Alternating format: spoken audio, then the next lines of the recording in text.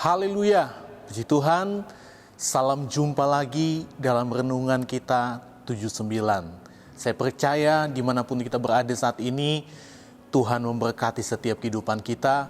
Mari sama-sama kita akan mempersiapkan hati kita, telinga kita untuk mendengar dan menikmati setiap kebenaran firman Tuhan. Saya katakan selalu bahwa kekuatan kita sebagai orang percaya adalah ketika kita hidup oleh firman Tuhan. Karena firman itu adalah Allah sendiri. Puji nama Tuhan. Kita akan melihat kebenaran firman Tuhan pada saat ini yang saya beri tema tetap di dalam Dia. Ayat dari firman Allah saat ini saya ambil dalam Kolose pasal 2 ayat 6 sampai ayatnya yang ke-7. Kolose pasal 2 ayat 6 dan ayat yang ke-7. Kalau Bapak Ibu sudah dapat, saya akan bacakan kebenaran firman Tuhan seperti ini. Kamu telah menerima Kristus Yesus Tuhan kita. Karena itu hendaklah hidupmu tetap di dalam Dia. Hendaklah kamu berakar di dalam Dia dan dibangun di atas Dia. Hendaklah kamu bertambah teguh dalam iman yang telah diajarkan kepadamu. Dan hendaklah hatimu melimpah dengan syukur. Puji nama Tuhan. Kalau kita melihat kebenaran firman Allah pada saat ini, firman Allah mengajak kita semua sebagai umat Tuhan. Untuk apa? Untuk kita tetap ada di dalam Dia. Sekalipun mungkin kalau kita melihat di hari-hari ini terlalu sulit. Hari-hari ini ada begitu banyak hal yang kita alami. Yang menjadi ancaman bagi orang percaya. Terlalu sulit. Sehingga kalau kita melihat mungkin ada banyak orang yang pada akhirnya meninggalkan Tuhan. Tapi saya percaya kita yang ada saat ini, sekali lagi ajakan firman Allah, mari kita tetap ada di dalam Dia.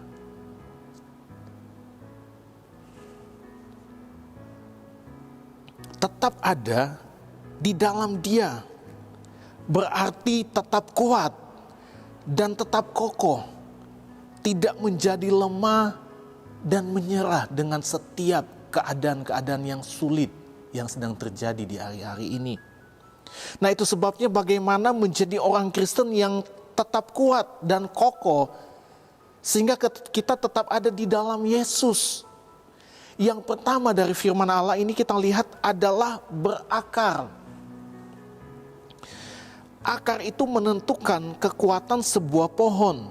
Sama dalam firman Tuhan juga menjelaskan bangunan, di mana bangunan berarti juga harus ada pondasi.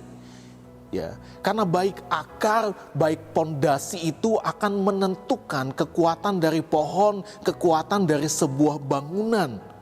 Kalau kita melihat mungkin ada pohon-pohon yang sangat tinggi, ada pohon-pohon yang nggak tahu udah berapa tahun lamanya. Tapi saya percaya itu karena ada akar yang kuat. Sehingga sekalipun ada angin yang kencang, pohon itu tetap berdiri. Bangunan, ada bangunan yang tinggi sedang didirikan. Ya, tepatnya di kota Jeddah, yaitu di Arab Saudi.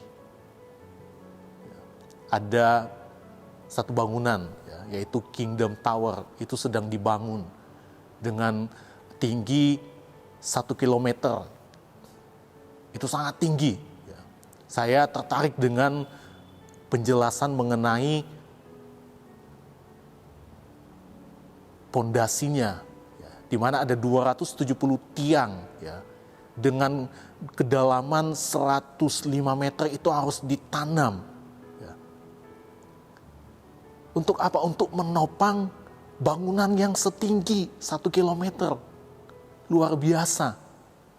Bangunan itu bukan hanya dari keindahan, kemegahan,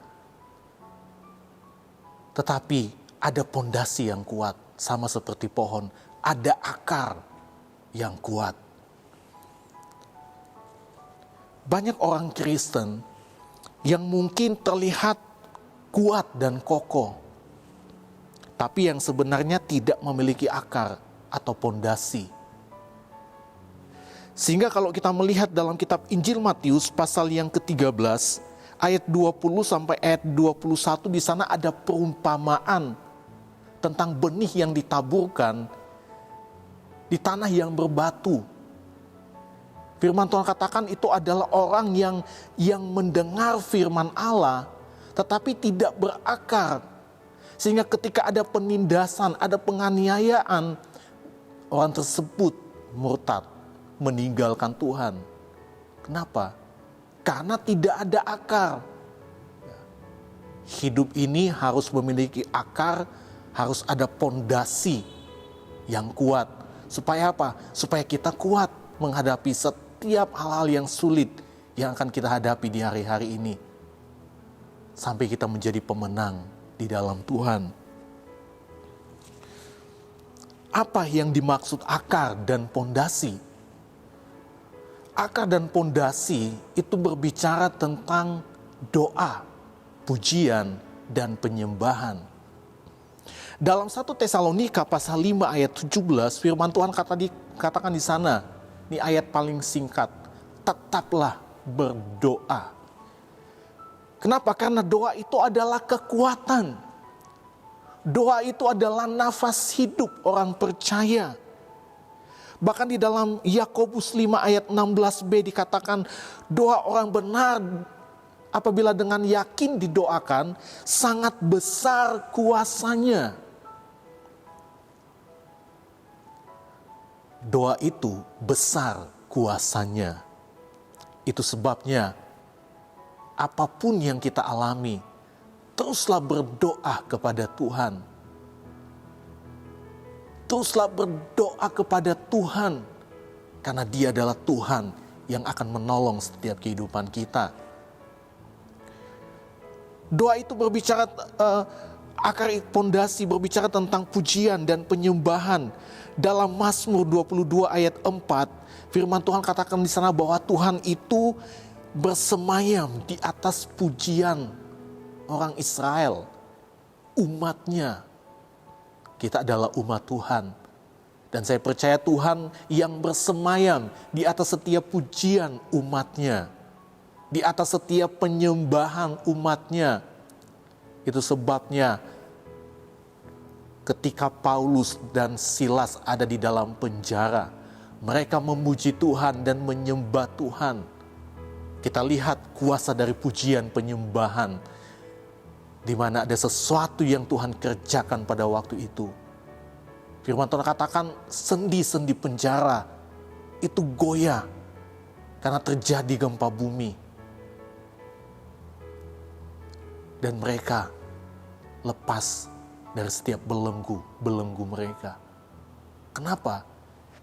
Kuasa pujian penyembahan. Sesuatu yang tidak dilihat orang, ya. Orang nggak perlu tahu ketika kita sedang berdoa, ya. Sama seperti akar dan pondasi, ya, yang ada di dalam. Ya. Orang hanya mungkin melihat, oh bangunan itu kuat, bangunan itu kokoh, oh pohon itu luar biasa, kokoh. Tapi orang nggak tahu akarnya seperti apa, pondasinya seperti apa. Gak perlu orang melihat kita berdoa, gak perlu orang tahu kita berdoa, kita sedang memuji Tuhan, menyembah Tuhan di mana kita berada. Karena satu hal, bahwa itulah kekuatan dalam setiap kehidupan kita. Kita mau menang, milikilah akar dan pondasi. Itulah kekuatan di dalam setiap kehidupan kita. Yang kedua, firman Tuhan katakan teguh dalam iman, ya. Atau dalam hal ini bertumbuh dalam iman. Dalam Injil Matius pasal 17 ayat 20, Yesus berkata kepada murid-murid, sekiranya engkau mempunyai iman sebesar biji sesawi saja, kamu dapat memindahkan gunung ini, memerintahkan gunungnya pindah, gunung itu akan pindah. Iman sebesar biji sesawi. Biji sesawi itu benih, itu sangat kecil. Saya yakin iman sebesar biji sesawi itu tidak dapat memberikan kita kemenangan. Iman benih itu tidak dapat memberi kita kemenangan. Tetapi kalau kita melihat di dalam Injil Matius pasal yang ke-13 ayat 31 sampai ayat 32, di sana Yesus sudah menjelaskan sebelum menjelaskan di dalam pasal 17. Yesus sudah pernah bilang kepada murid-muridnya, biji sesawi itu memang kecil, tetapi kalau dia bertumbuh, dia akan menjadi pohon yang besar. Dalam hal di sini adalah iman itu harus bertumbuh. Iman yang bertumbuh adalah iman yang akan membawa kita kepada kemenangan. Dari mana iman yang bertumbuh? Dalam Roma pasal 10 ayat 17, iman itu akan timbul, iman itu akan bertumbuh dari firman Tuhan yang kita dengar. Bukan hanya dengar, tetapi kita melakukan setiap kebenaran firman Tuhan. Dan yang ketiga, yang terakhir, hati yang melimpah dengan syukur. Saya percaya adalah kekuatan bagi orang percaya. Itu sebabnya dalam 1 Tesalonika pasal 5 ayat 18 katakan, mengucap syukurlah dalam segala hal. Dalam keadaan apapun kita harus tetap bersyukur kepada Tuhan. Hari-hari ini mungkin bagi kita bukan sesuatu yang untuk mengucap syukur. Ya. Kebanyakan orang, ini bukan hal yang baik untuk kita tetap mengucap syukur. Tapi ketika dalam keadaan seperti apapun, ketika kita mampu untuk bersyukur, di sana ada kemenangan Tuhan kerjakan dalam setiap kehidupan kita. Kita ingat ketika Tuhan Yesus memberi makan 5.000 orang. Dalam Injil Yohanes pasal yang ke-6, ayat 1 sampai ayat yang ke-15. Di sana Yesus mengucap syukur. 5 roti dan 2 ikan. Ada mujizat yang terjadi. Jadi ketika kita hidup bersyukur kepada Tuhan, ada mujizat yang akan kita alami dalam setiap kehidupan kita. Mujizat, kekuatan, bahkan kemenangan kita alami. Ketika kita mau terus berakar, ada pondasi, kita mau terus teguh di dalam iman, bertumbuh dalam iman, dan kita mau selalu bersyukur kepada Tuhan, sebab Tuhan adalah Tuhan yang baik. Puji nama Tuhan, saya percaya biarlah firman Tuhan menjadi kekuatan bagi kita semua. Saya akan berdoa buat firman Tuhan. Bapa kami yang ada di dalam surga, kami bersyukur buat firman-Mu yang boleh datang dalam setiap kehidupan kami sebagai umat-umat Tuhan. Kami percaya bahwa firman itu adalah kekuatan bagi kami. Firman-Mu mengajar kami saat ini. Kami mau berakar, kami mau bertumbuh dalam iman, dan kami mau tetap terus mengucap syukur dalam apapun yang kami alami. Karena di sana ada mujizat, di sana ada kemenangan Tuhan kerjakan bagi kami. Berkati umat-umat-Mu, terus kuatkan mereka di dalam iman mereka. Hamba berdoa mengucap syukur dalam nama Tuhan Yesus Kristus. Haleluya. Amin.